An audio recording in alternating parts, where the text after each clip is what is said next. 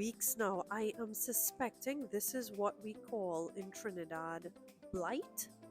I've lost it to this before. Please help me win this time.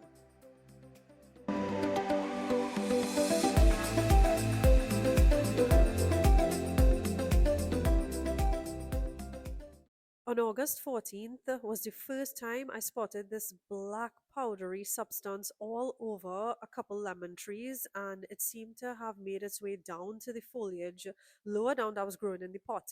At that point, I sprayed it with some Captain Jack's copper fungicide, but I was not consistent. Maybe twice for the week I would have sprayed it. I really, forgot. Like back in 2020, I had battled this with some aroids that I had growing below. I believe it was another citrus tree. So I don't know if this black powdery mildew, I don't know what it is, honestly. I'm hoping somebody could comment below and tell me what it is so I could get the proper treatment down. But yeah, I was battling with it on my aroids having trickled down from citrus trees that were growing above the aroids. And I think I ended up having to dump the aroid. But this footage that you're seeing here is today, September 30th, and it's still here. It seems to be coating the entire leaf over time and spreading, kind of like algae, maybe. But, while you're all sitting here trying to think about what this is, or if you have the solution, I'm going to run through some plant chores in the meanwhile, and I'm hoping somebody at the end of this video would have solved my problem. So, welcome to my September plant chores video. You've already seen the worst of it for September, and if you missed my greenhouse video, I have finally been able to pile plants in there. So I'm gonna link that in the description for y'all so you can see the new setup. And on with our chores. This is my Anthurium villanorum, and I noticed that I was getting some brown tips, so I decided to pull it out of the plant room and give it a closer look. Upon doing that, I found that there were some spider mites, like, a minor, nothing like infestation or anything, but I'm still gonna get that taken care of because, any little stress on anthuriums can really cause a big response in the foliage. This has been my experience anyway. So I'm going to get this cleaned up first with my custom pest concoction. It consists of 1 part rubbing alcohol, 2 parts water with 1 tablespoon of dish soap, and I've been using this for years for a quick fix. If the browning tips continue, I'll be sure to update y'all, but for now I'm just going to leave this be all nice and cleaned up, and I'll be sure to update y'all later on. This is my sad Monstera Pinati Partita Monstera Dragon's Tail. It has shed a bunch of leaves, and I'm just going to chop and prop this as I usually do with my Syndapsis. I'm going to pop on a video here that I did specifically addressing or specifically demonstrating step by step how I propagate Syndapsis, and I'm just going to do the same here for my Monstera Dragon's Tail.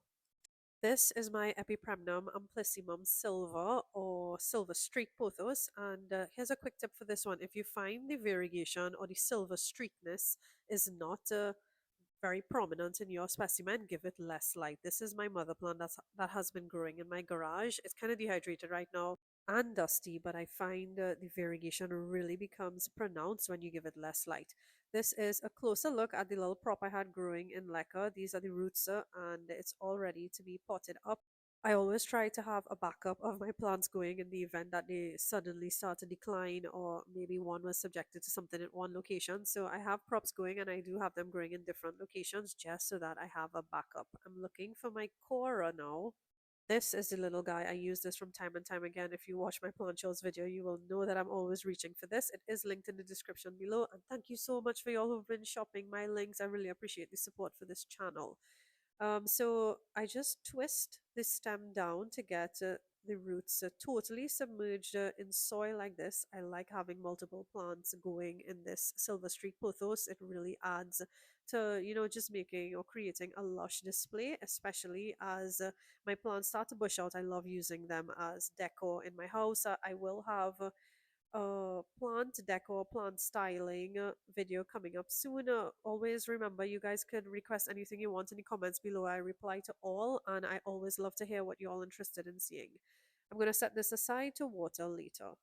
The leftover lacquer that I use to propagate the silver streak, I'm just going to dump it into this bucket here to sterilize. Later on, I literally just pour boiling water in there and I leave it to cool on its own time, and I reuse my semi-hydro that way.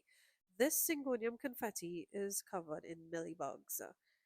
Syngonium in general are such easygoing plants. This is well rooted and ready to be potted up. I find it is such an underrated genus of plants, and it comes in so many different colors and different types of variegation. I really, really love Syngonium. It is like a no-kill plant, in my opinion.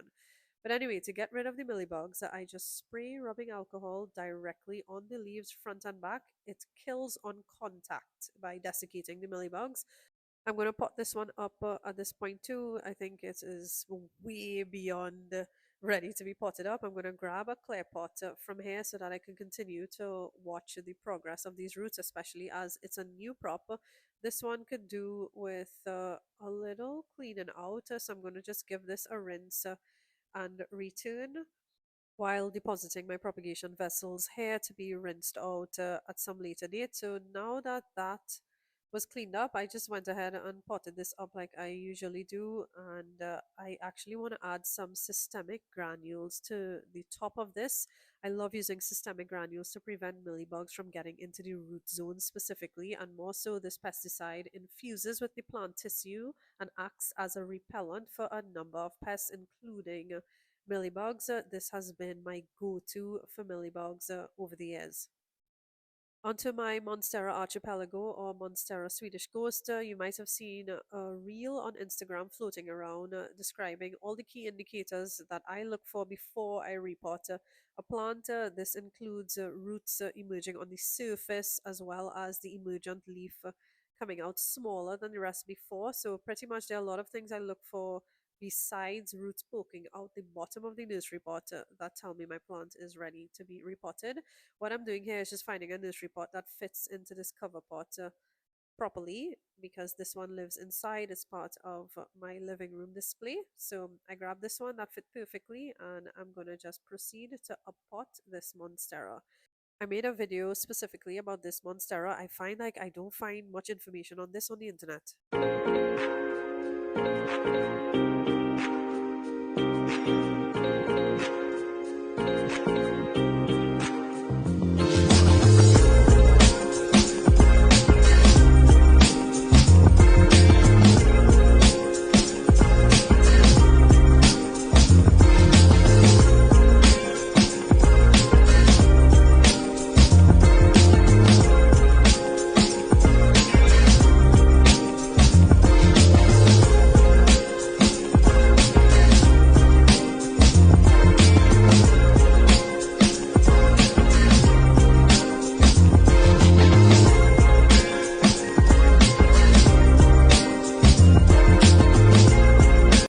Okay, so you've seen the aftermath, but I just wanted to point out this one quick tip, which is wedging a piece of coco coir between the pole and the pot really helps to stabilize the pole so that it doesn't topple over.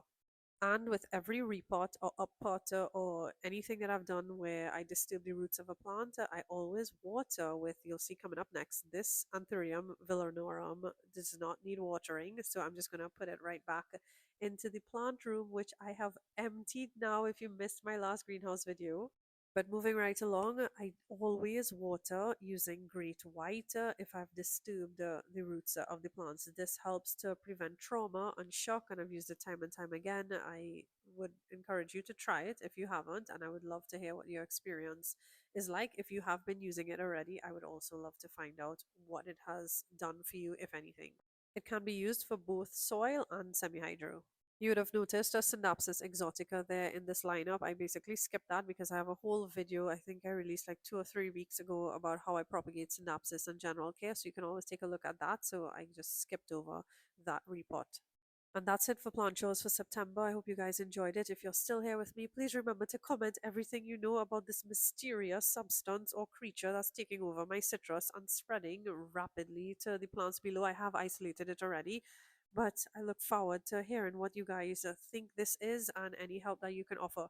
Thanks so much for viewing. Don't forget to like and subscribe if you're still here. I really do appreciate your viewership, and I'll see you guys in the next one. Bye.